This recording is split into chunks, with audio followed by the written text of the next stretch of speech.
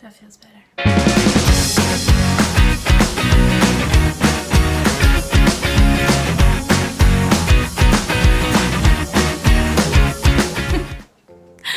Hey guys, and welcome to another episode of Kim TV. I'm super excited about what we're going to talk about today because it is one of my favorite topics. If you didn't notice, I kind of love Facebook. I have like this giant crush on Facebook. I'm sorry, I know. I talk about Facebook all the time. I really need to start talking about other social networks.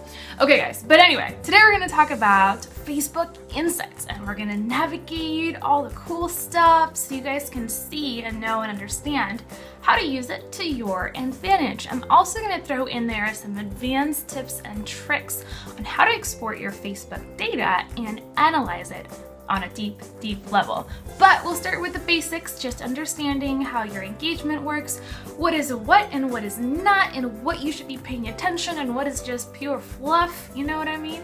So I'm gonna hop behind the computer and we'll get started. See you there. Well, hello there. For the next couple of minutes, I am going to be guiding you through Facebook Insights and helping you navigate the platform so you understand what metrics you should be tracking. Now, you already went through lesson 2 inside of module 2, and you are ready to track your metrics. Now, I want you to pull up your goals table and also the goal tracking matrix so you have a better idea of where to find the different metrics that you have decided to track. Now, when you are tracking it inside of Facebook, I want you to navigate over to your Facebook page, and this is clearly mine. I'm going to click over on Insights, and Facebook is going to pull data from the past 7 days. Now, I want you to keep this in mind because it is very valuable information. However, if you are going to be using this to purely track your analytics on a week-to-week basis, make sure that you are tracking it every day or every week on the same day. So if you're going to be doing your tracking on Fridays, make sure to track on Fridays for the entire month, or if you're going to be doing it a different way, then you probably need an external tool. The reason being is because you can't control the date range that Facebook provides. It's basically going to update every day. So I'm going to provide some additional resources and other tools that you can use that do provide that date range that is really important in order to keep your analytics consistent, so that when you are comparing 1 month or 1 week to the previous week or a month to the previous month, you have the accurate information and you're not overlapping in terms of data being mixed up and the days being mixed up. So to get started, Facebook allows you to have a ton of data inside of their insights. The first menu is called Overview, and in here you're going to be able to see your page likes, how many likes you have gotten this past week, and then you're going to be able to compare that to the previous date range, which is 7 days. So compared to the 7 days before, this is basically what the analytics are looking like. You're also going to see post reach again that week, and then the post reach from the previous week in terms of the comparison. So 14.9% less than the previous week. And then here we have engaged users or engagement. So we have people engaged. This is the total amount of people who have engaged with your page. And then the amount of likes, comments, shares, and post clicks. Again, seeing that little number in green signifying the increase or decrease in engagement from the previous period. As we scroll down, we're able to see the latest posts, and you can click on See All Posts, which is really important functionality when you're trying to figure out what is working and what is not working for you inside of Facebook. Here you're going to be able to see the reach for each post as well as the engagement. In blue, right here in blue, so you can see right over here, is the post clicks. And then in pink, you're going to see the likes, comments, and shares. To see more detailed information, you can click over on a post, and Facebook is going to pull up this little window that's going to give you the reach, and whether or not it was above your average or below your average. So you're going to see a percentage right here. You're also going to see the post clicks and really detailed information. So to break it down, you're going to see the exact amount of people that saw that post, which is people reached, and then specific engagement. So likes, comments, and shares, you're going to see likes, that's 32, 21 on the post. And let me explain the difference between likes on the post and likes on shares. So when people like and engage with your post directly from the newsfeed, inside of the newsfeed, but it is a post that you have published directly from your page, that's going to show up right here in this column and in this column. However, when people start sharing, as we can see right here, then that's going to be published on their own timeline, and their friends are going to be engaging with those posts. So when you see that there are 13 likes on the shares, that means that there were 13 people who engaged on other people who have shared your content on their timeline. So basically what this means is that you are not going to be seeing that information right here. You're only going to see those 13 shares, that 1 comment, and that 21 likes. However, Facebook is saying you got 34 likes because someone shared, 14 people shared this post, and their friends are engaging with that post, and Facebook is in turn giving you that additional engagement, that additional push, a little bit of that algorithm juice, so that it's attributing back to your content, because it was your content that was originally published on your page and then people shared it. Now you can also see the amount of post clicks. 163 link clicks basically signifies how many people actually clicked through to the post, and other clicks, which is basically when they are in the newsfeed, they might open up a specific content title, they might click over here on the page, they might also click on see more to expand the post. That is what other clicks mean. Also, if there's any negative feedback, you're going to see it here if someone hit the post, and if there was if someone reported your post as spam, if they click on hide all posts inside of the newsfeed, which means that your post will no longer be seen on their newsfeed, and whether or not they unliked your page. Now, you will always get negative feedback if you are having a lot of engagement. That is totally normal, but you do want to keep in mind, kind of look at how much negative feedback you're getting, because Facebook does penalize you for it if you are getting too much. Negative feedback is not always a bad thing, because if you are getting a lot of engagement, chances are there's people who are not going to want to engage with your content because it just doesn't fit them, and that's fine. You want to filter through your fans and make sure that you're only attracting the people that do want to engage with your content. All right, so moving on, right here, I'm going to go ahead and refresh the page, and you might need to do this sometimes because it tends to get a little stuck. As you can see, now we're entering a different section, which is pages to watch. And this is one of my favorite sections. It's really cool. It's where you can keep track of your competitors or other people that you admire in your industry and you want to emulate. This is how I use it, and it's going to basically give you all of the information on their page. They won't know that you have added them to this pages to watch feature. They just know that someone did. So they will get a notification saying someone added you to pages to watch, but they won't know that it's you. So that's great.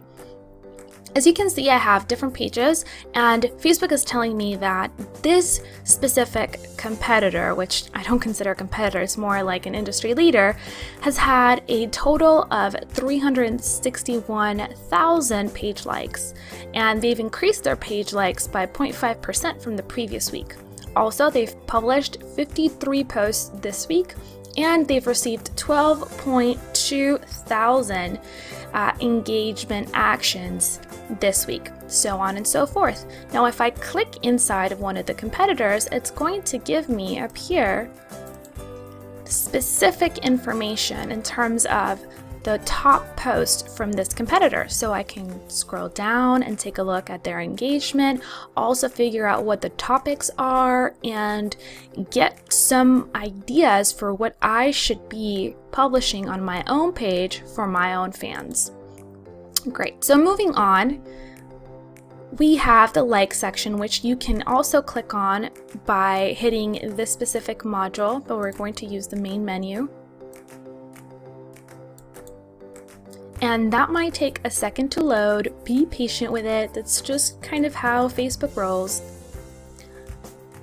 Alright, and here you are able to see what your page likes look like over time. So you can see that as of today you have 3,470, or I do, and then you can drag your cursor to see the increase in the date range, which is really helpful. You can also control the date range over here to say maybe, let's start with June through July, and that is 2 months worth of data. So really cool, really helpful information to see how you're progressing.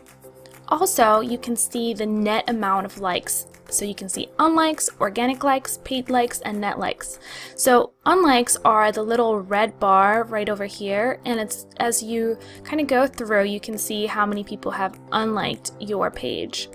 If you click over here specifically, they're going to bring up your page likes per day according to the date range that you have set. So to make it have a little bit less information, I'm going to narrow this down to 2 weeks.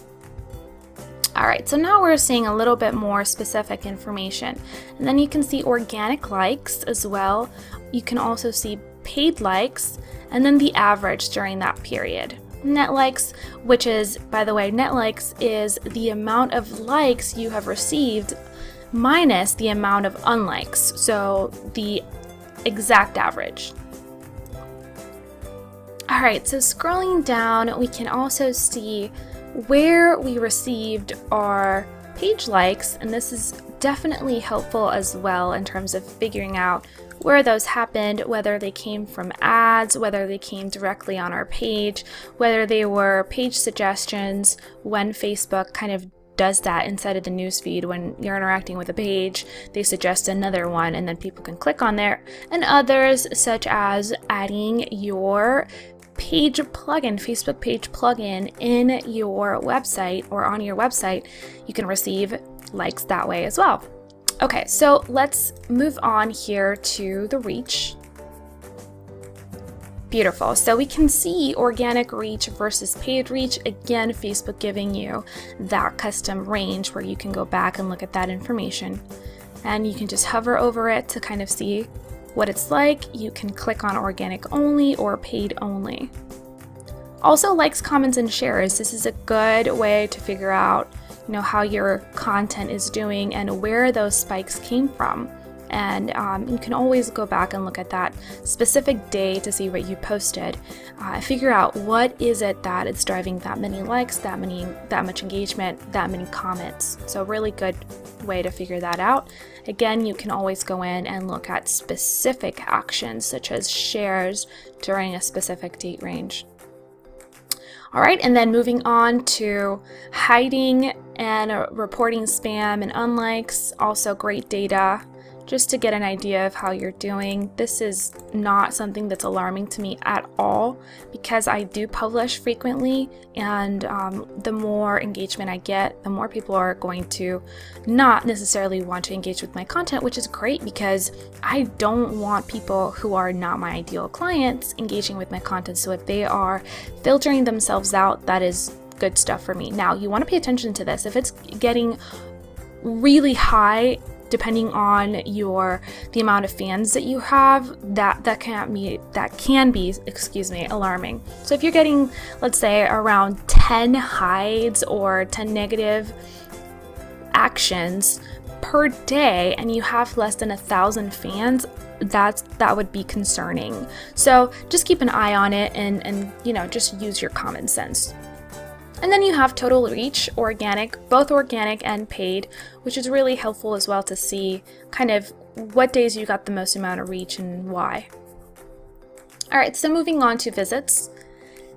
This is probably a place where I don't really focus my attention too much here because it doesn't really matter that much unless you are running a promotion on a app, a custom app, then I wouldn't necessarily worry too much about it. It's good to kind of take a look at it ever so often and see how you're doing in terms of visits, but this is not your website. You're not looking for hits, you're looking for engagement with your content, you're looking for traffic on Facebook, and you're wanting to grow your community. So this isn't a huge metric that I would track.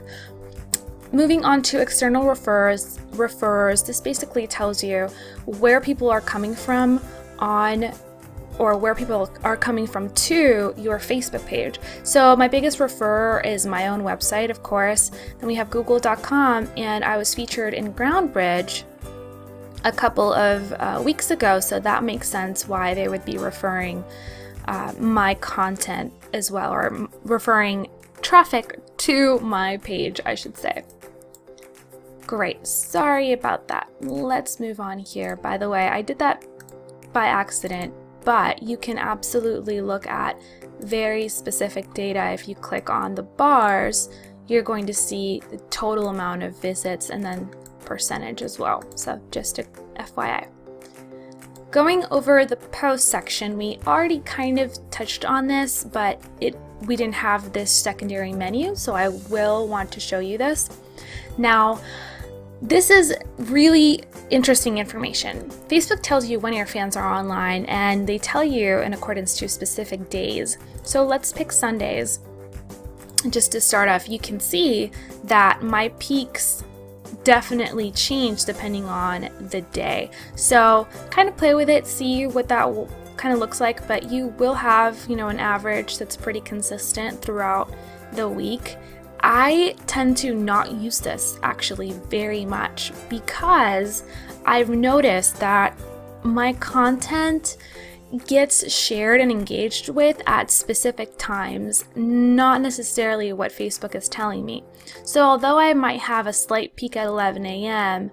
more than 12 or noon, I tend to post on noon. I tend to post at 7 a.m., at noon, sometimes at 4 p.m., and then at 7 or 9 p.m., just because those are the times that have worked for me. And that has come from experimenting, looking at the data, making adjustments, and experimenting some more.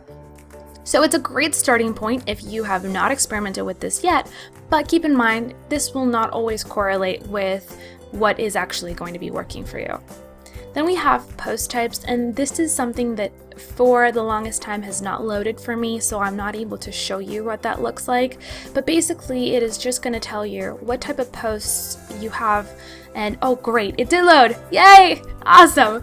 So you can see that you are going to be given this information from Facebook, and they're going to tell you, look, your videos, the ones that you share, are getting a lot more reach. You're also getting higher reach for videos and photos, and then you have links and status updates. So these are all types of posts, and Facebook is telling me you should share more video, or you should post more video, or your photos are actually getting more engagement. Sorry, more reach, not more engagement. So interestingly enough, though, you can see here that this doesn't always correlate with the engagement. The reach does not correlate with engagement. So when I share a video, I do get more post clicks, but a lot less engagement.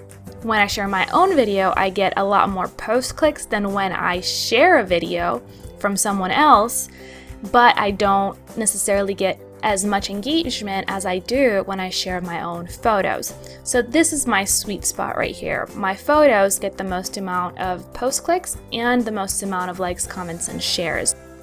Keep in mind, those details.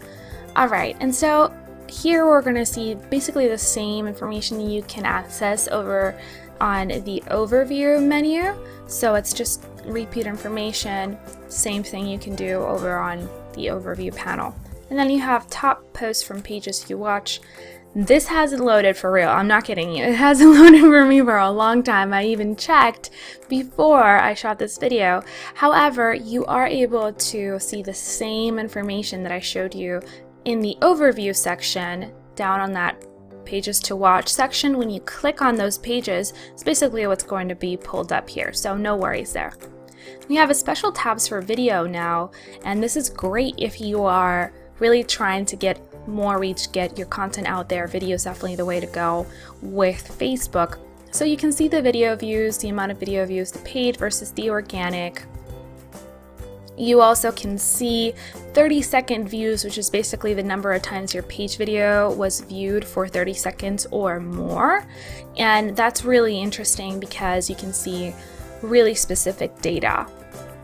And then you can also scroll down here to see your top videos. Of course, there was a video that I shared, and it was from someone else, which is that Gary Vaynerchuk right here. So just so you can see the information, that's really interesting.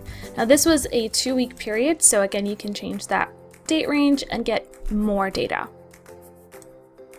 Finally, we have the people section, and here is where you can get a lot of information on who are the people that are engaging with you, who are the people who are your fans following your page, kind of get deep and figure out exactly whether or not you are actually targeting the right fan base. So right here I can see that my fans are 22% women who are between the ages of 25 to 35, and then I have 13% of men in that same age range. And then I have 17% of women who are between the ages of 35 and 44, 10% men, so on and so forth. I can also see the countries, the cities, and the languages that my fans speak, which is pretty interesting information.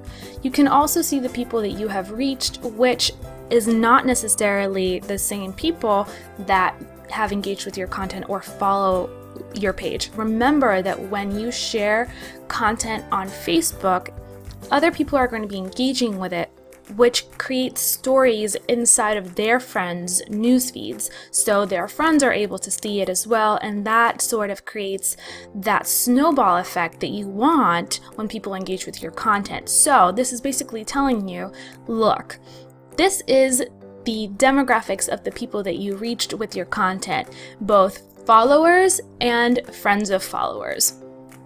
And then you can see specifically the people who have engaged with your content. Doesn't matter whether they followed you or not. This is really interesting as well. So you might have people engaging with your content who have not necessarily become your fans yet, and that's what Facebook is showing you here. Usually the trend will be the same across all three of these.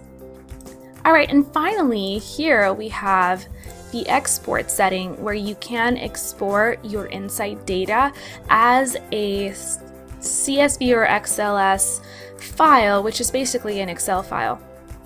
And you can change the information based on page data or post data, and now you also have video data. The difference is very simple. Page data will give you general metrics like where people have found your page, where they are coming from, how many fans you have received in a specific time range, and then you have post level data, which is only the metrics related to the content that you have shared on Facebook. So that's where you're going to see reach, impressions, positive or negative feedback, engagement, etc.